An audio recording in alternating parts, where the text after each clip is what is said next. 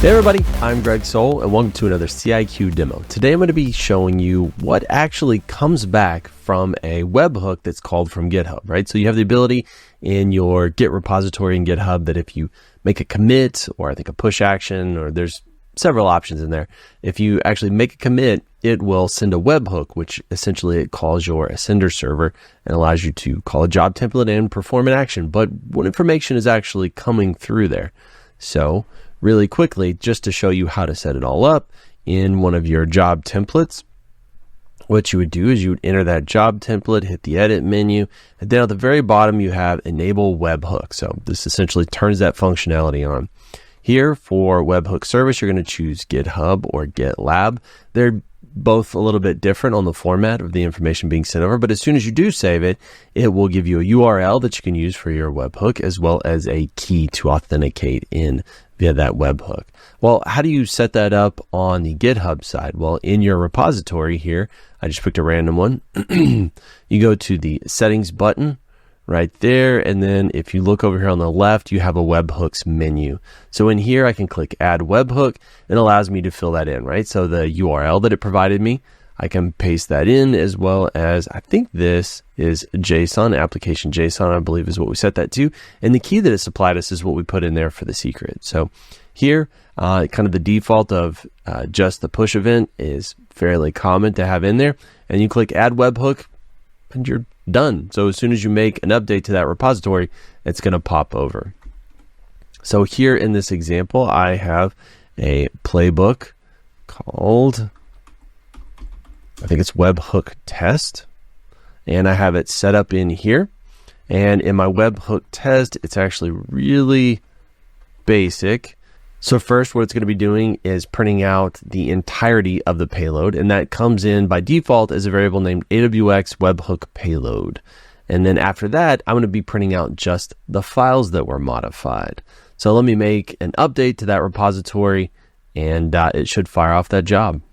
Quick commercial break. So here at CIQ, we absolutely love helping customers build their automation environment as well as their automation practice. We have also become experts in migrating from one flavor of enterprise Linux over to another. I think you know which one is going to be my preferred for you to move to.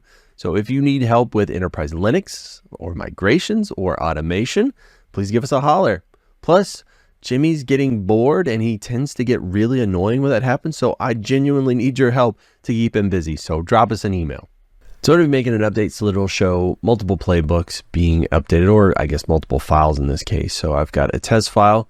I'm going to modify that, save it in my webhook. I've got a variable here just so that I can save that so you can see it update. We have updates to files. Let me commit that, synchronize those changes.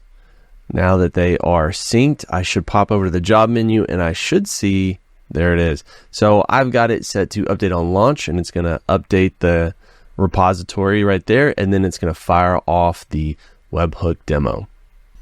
All right, now that we can see it's complete, I'll enter in and I'll pop by default into the output section, and let's take a look. So I'm going to click for more information. I'm going to click on this this very first one where it really just dumped the payload variable out, the AWX webhook payload. As you can see, it sends a lot of information. So I get the author, so who actually made the commit, as well as you can see modified here. That's going to be my files that were actually modified, but then you get timestamp information. And I believe I actually get message information. Yeah, there's the message information as well. I almost always put DD in here when I am just making quick modifications. Don't be like me, actually put useful information. But you can see a lot of good info associated with all of this stuff. So what can we actually use this for? Right here, I've got an example of what are the very individual playbooks that were modified. You can see I have webhook test.yml on that one, and then test right here. So that means I could loop through looking at the various files that were actually modified. And I've used this actively in one of our lab environments where we did configuration as code on our border router. And so what we would allow people to do is go in and configure a file that was like dns.yml. And they could update their DNS entries or NAT .yml, and they could do a NAT entry in there, or you could do firewall.yml, and that would be firewall entries.